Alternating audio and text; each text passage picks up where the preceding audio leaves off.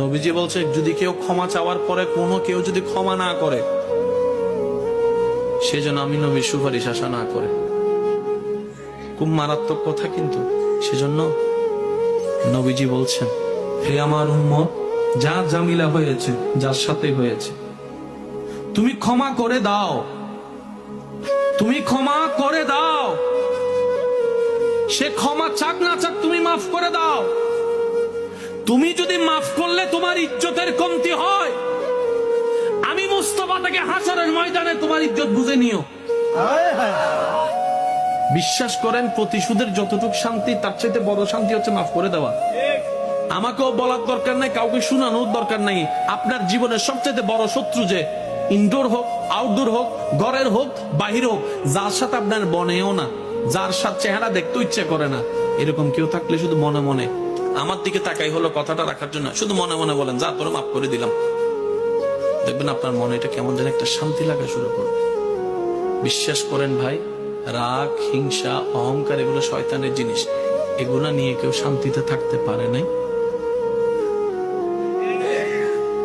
হারালেই জিতা যায় না, হারালেই।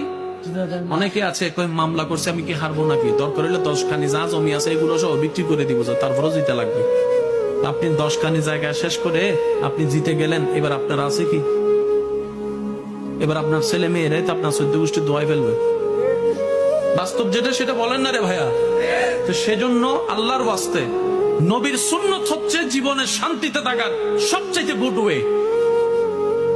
আল্লাহ পাক আমাদের সবাইকে বোঝার তৌফিক দেন। নবীজি বলছে যদি কেউ ক্ষমা চাওয়ার পরে কোনো কেউ যদি ক্ষমা না করে, সেজন্য আমি নবীর সুপারিশ আশা না করে। খুব মারাত্মক কথা, কিন্তু সেজন্য নবীজি বলছেন, হে আমার উম্মত, যা জামিলা হয়েছে, যার সাথে হয়েছে, তুমি ক্ষমা করে দাও, তুমি ক্ষমা করে দাও। সে ক্ষমা চাক না চাক, তুমি মাফ করে দাও। তুমি যদি মাফ করলে তোমার ইজ্জতের কমতি হয়, আমি মুস্তাফা থেকে হাসরের ময়দানে তোমার ইজ্জত বুঝে নিও। বিশ্বাস করেন, প্রতিশোধের যতটুক শান্তি, তার চাইতে বড় শান্তি হচ্ছে মাফ করে দেওয়া। আমাকেও বলার দরকার নাই, কাউকে শোনানোর দরকার নাই।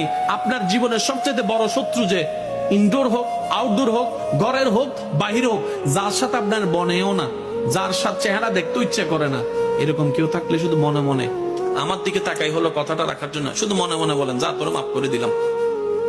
দেখবেন আপনার মনে এটা কেমন যেন একটা শান্তি লাগা শুরু করবে। বিশ্বাস করেন ভাই, রাগ, হিংসা, অহংকার